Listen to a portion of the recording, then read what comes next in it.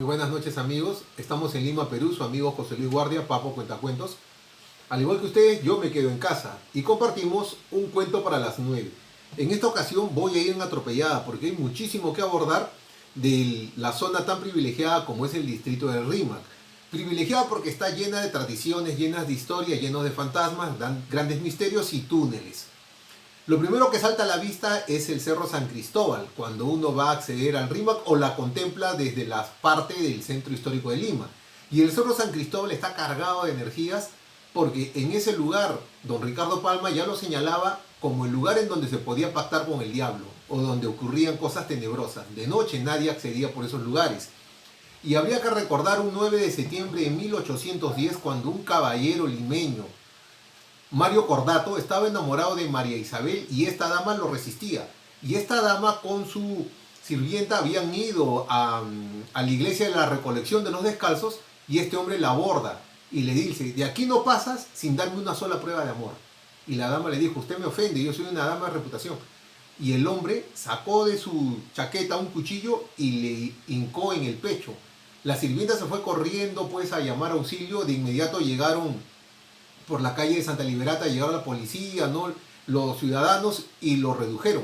Pero este hombre logró sacar de la ropa una pequeña pistola y se destrozó el cráneo. Por supuesto, como se había suicidado, decidieron enterrarlo en Monte de Ramas, que es esa falda del Cerro San Cristóbal que colinda con la Alameda de los Descalzos. Este hombre, Mario Cordato, era reconocido por tener un perro que lo acompañaba a todos lados. Muchos decían que era su alter ego.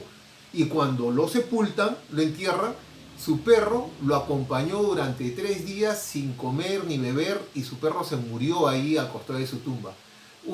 Y la misa negra, la excomunión de los alcaldes de Lima, el mejor amigo del hombre, el perro, y otras tantas, tienen como locación Monte de Ramas.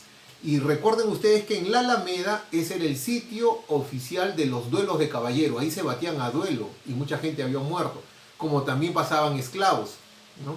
Y ahora, si nosotros nos ubicamos, llegamos al Rima por el puente Trujillo, puente de piedra que le llamaban, lo primero que vamos a encontrar es la iglesia del Santo Rosario. Una pequeña iglesia muy pequeñita que tiene 8 metros de ancho por 12 de profundidad. Pequeñísima, es la más pequeña de toda América, ¿no? Y era el paso obligado hacia los viajes al norte, por eso ahí daban su oración y continuaban la marcha. Pero había que continuar y llegamos a la iglesia de San Lázaro. La iglesia de San Lázaro es muy especial porque había sido antes un lazareto. Toda esa zona era de punto de encuentro de los esclavos, ¿no? Ahí estaba Malambo. Y los esclavos, cuando se enfermaban de lepra, que de hecho hubo una epidemia de lepra, se iban pues a este lazareto porque ahí habían fundado un pequeño hospital y una capilla. Y se convirtió en un mortuorio. La iglesia de San Lázaro fue edificada a raíz de la epidemia en 1563. Pero antes de llegar a la iglesia de San Lázaro, en esa calle del Girón Trujillo, hay una tradición de Ricardo Palma que nos recuerda un 25 de junio de 1749. Estaban ahí, luego del terremoto, estaban celebrando, velando un cuerpo. Era del curaca Chonqui. Y todos los reunidos con espadas juraron en su honor continuar para liberar a sus hermanos. Porque Chonqui había sido, 5 meses antes, había sido proclamado último inca en Amancaes. Y todos los reunidos ahí juraron pues hacer una revolución y la iban a realizar el día de San Miguel Arcángel, en septiembre, el 29 de septiembre. Pero uno de ellos había sido traidor y delató a todos los reunidos. De inmediato se hicieron las investigaciones, las detenciones, y el 22 de julio colgaron a 6 de los principales caudillos en el arco del puente de Trujillo, del puente Piedra. Posteriormente, pues en septiembre sí hubo una revuelta en Huarochirí, hubo muchos muertos, se sumaron los indios de Canta y fue pues conocida como la sublevación de Mancaes, ¿sí? Estamos en San Lázaro. Habría que recordar que el convento de los padres franciscanos descalzos fue edificado desde 1592, ¿sí? Y la capilla de Nuestra Señora de los Ángeles fue en 1596, que está dentro del convento, ¿no? Y esa la dirigió Francisco Solano. fue su primer guardián, uno de los santos nuestros. Pero de ahí la Alameda fue edificada para facilitar el acceso de los fieles hacia ese convento, y porque ahí ya se realizaba la porcíncula, que ahora es patrimonio cultural de la nación. Entonces, esta Alameda posteriormente fue embellecida pues, por Amat en 1770, y ya don Ramón Castilla la embelleció con rejas y con estatuas de mármol de Carrara, asientos y postones, ¿no? Y llega a tener la imagen que ustedes ya conocen. Pero la iglesia de Santa Liberata, que está en el medio de la Alameda, fue edificada en 1714 para 1716. Y ahí hay una tradición rimense muy especial.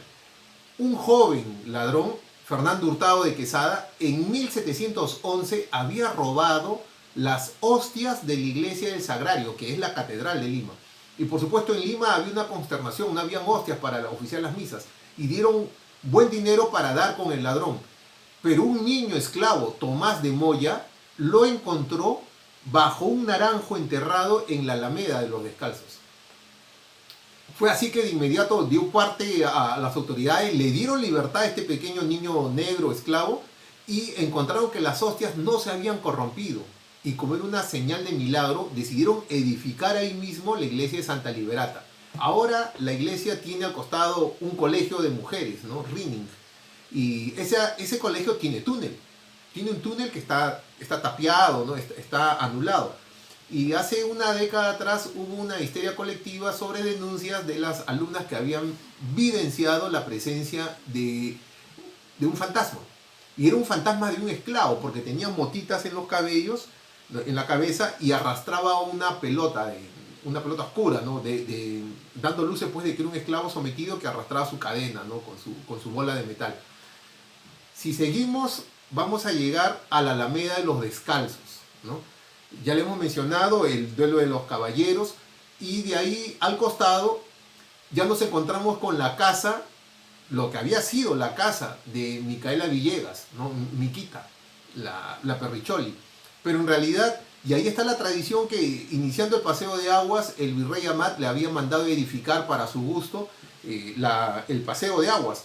Pero muchos refieren de que lo había hecho frente a su casa, y no es así. Micaela Villegas, si bien era su favorita, había sido una empresaria que fue prosperando, y cuando el virrey ya se retira, el virrey Junet, él tenía unos 70 y tantos años, y Micaela Villegas tenía 28 años. Ya habían tenido un niño, un hijo de ambos, que tenía 6 años. Y cuando el virrey se va, Micaela Villegas estaba a punto de dar a luz de otro compromiso. Entonces el virrey se va, y cuando Micaela pues sigue prosperando, encontró la oportunidad de comprar ese predio, porque ahí había un molino y se había inundado, una crecida del río Rímac, y la casa estaba en muy mal estado, y encontró la oportunidad de adquirirla, y posteriormente pues la levantó, ¿no? Luego ya llegaron pues en el tiempo el Bacchus y Johnston y compraron la casa, y fue una fábrica de hielo. Luego incursionaron en las bebidas, en las cervezas, pero los trabajadores que habitan ese lugar, que ahora es un almacén, ¿no? Esa esquina, refieren de que ven la presencia de una dama vestida a la antigua, ¿no? Que transita aún por esos lugares. Es interesante, ¿no? Luego podemos mencionar la iglesia Patrocinio, que está frente a Liberata, porque ella fue construida en 1689. ¿Y qué tiene de especial? De que ahí vivía Fray Juan Macías, que hacía de portero y cuidaba cerdos. Pero la silla que aún se conserva del santo Fray Juan Macías es milagrosa, ¿no? Ayuda en la fecundidad y ayuda a reparar algunas enfermedades, ¿no? Gástricas. Entonces, ya mencionamos que el paseo de agua fue edificado de 1770 al 76. La casa de Micaela Villegas, le hemos mencionado y aún está su presencia, fue comprada por los Bacchus y Johnston en 1781, ya no me acuerdo de la fecha. Pero hay algo especial. Cuando llegamos a los arcos del paseo de aguas, si uno es observador y va para la parte posterior, va a encontrar una gran cruz de caminos, escondida, poco visible al costado del arco. Pero antes, décadas atrás, habían 2 cruces de camino. Se ha conservado la mayor, pero ahora hay una gruta al costado. ¿Por qué tantos símbolos religiosos? Los taxistas viejitos, ¿no? Y los ancianos de la zona refieren que en ese espacio, en la década pues de los 70, inicio de los 70, aún se veía un hueco que el municipio del Rímac no lo cubría, colocaban maderos, ¿no? Lo señalizaban, no podían taparlo. Pero de noche los pobladores referían de que de ahí salía la viudita, una dama pues nubosa, al igual como una viudita es referida en el mercado de Baratillo. Y algo debe de tener ese lugar, porque referían de que se introducía ese hueco y había un túnel que pasaba por debajo del río Rímac. De repente ese túnel conectaba, ¿no?, con las iglesias limeñas del otro lado de la ribera. Y ese es algo significativo que tiene ese lugar. Ahora, hablando de túneles, recordemos que en la década del 70, inicio del 70, precisamente por la zona de Baratillo, un ciudadano había hecho unas refacciones, ¿no? Había estado modificando las paredes de su casa y encontró, quitando pues el ocre, los yesos, había encontrado una pequeña portezuela. La abre y de inmediato encuentra escalera. Se provee pues de trapos húmedos, ¿no?, de velas, y atraviesa un largo corredor, un túnel que pasaba, él refería, pasaba por debajo del río Rímac. Y este túnel lo conducía a lo que vendría a ser Palacio Veneciano de aquellos tiempos, ¿no?, que era una propiedad del conde de la Vega del Ren, que había estado en Italia y se había quedado prendado del Palacio Ducal en Venecia, y como tenía dinero aquí en Lima, construyó ahí un palacio que era su imitación y era conocido como Palacio Veneciano.